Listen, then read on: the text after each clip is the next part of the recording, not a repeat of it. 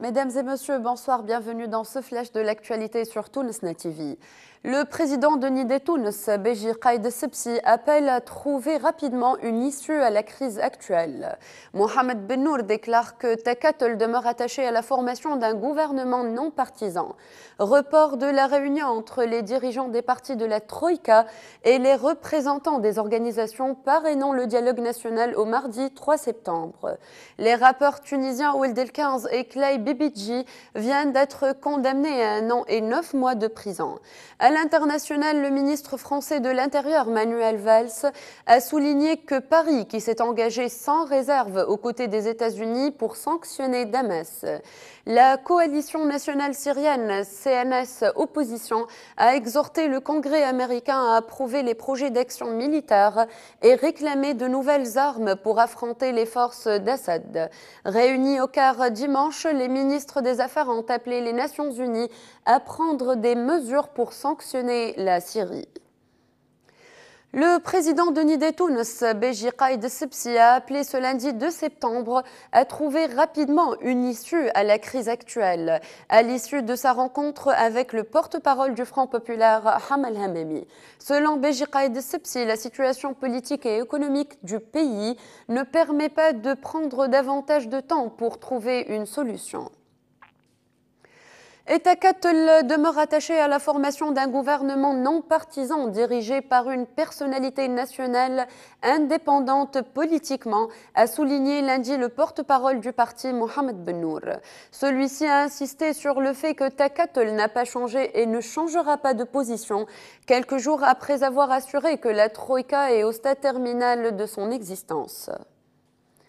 L'Union générale tunisienne du travail, UGTT, a annoncé ce lundi 2 septembre sur sa page officielle Facebook le report de la réunion entre les dirigeants des partis de la Troïka et les représentants des organisations parrainant le dialogue national au mardi 3 septembre à 9 h. La réunion initialement prévue ce lundi à partir de 14 h sera importante en vue de la sortie de crise politique, souligne l'UGTT. Les rappeurs tunisiens Oueld El 15 et Clay Bibidji ont été condamnés à 1 an et 9 mois de prison pour outrage à des fonctionnaires. Ils n'ont pas été prévenus de la tenue de ce procès. Le rapport Oueld El 15 est encore dans la collimateur de la justice tunisienne. Oueld El 15 et Clay Bibidji ont été condamnés par contumace, faute d'avoir été prévenus de leur procès à 1 an et 9 mois de prison pour outrage à des fonctionnaires, atteinte aux bonnes mœurs et diffamation, a indiqué leur avocat, Maître Razim Rabet, ce lundi. À la suite de la décision d'Obama de demander le feu vert du Congrès sur des frappes ciblées pour punir Bachar el-Assad de l'attaque chimique qui aurait fait plus de 1400 morts le 21 août dans la banlieue de Damas, le ministre français de l'Intérieur Manuel Valls a souligné que Paris, qui s'est engagé sans réserve aux côtés des États-Unis pour sanctionner Damas, ne pouvait agir seul. Nous sommes amenés forcément par rapport à la capacité d'intervention à attendre la décision des États-Unis, a-t-il admis. La France ne peut pas y aller seule. La coalition nationale syrienne a exhorté le Congrès américain à approuver les projets d'action militaire et réclamer de nouvelles armes pour affronter les forces d'Assad.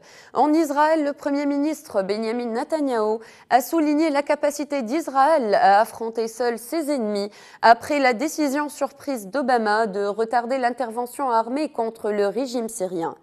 La radio de l'armée israélienne a rapporté dimanche les propos d'un responsable gouvernemental traduisant ce trouble. Si Obama hésite sur la Syrie, il est clair qu'il hésitera encore plus sur la question d'attaquer l'Iran, une chose qui devrait être bien plus compliquée. La probabilité qu'Israël devra alors agir seul en est renforcée, a dit ce responsable qui a requis l'anonymat. Les États membres de la Ligue arabe, dont les ministres des Affaires étrangères étaient réunis au Caire, ont appelé les Nations unies à prendre des mesures pour sanctionner la Syrie après l'emploi d'armes chimiques dans un faubourg de Damas. La résolution finale de la réunion qui s'est tenue dans la capitale égyptienne appelle l'ONU et la communauté internationale à prendre les mesures nécessaires contre les coupables de ce crime dont le régime syrien porte la responsabilité. Les ministres ajoutent que les responsables des attaques chimiques du 21 août à Damas doivent être jugés comme criminels de guerre.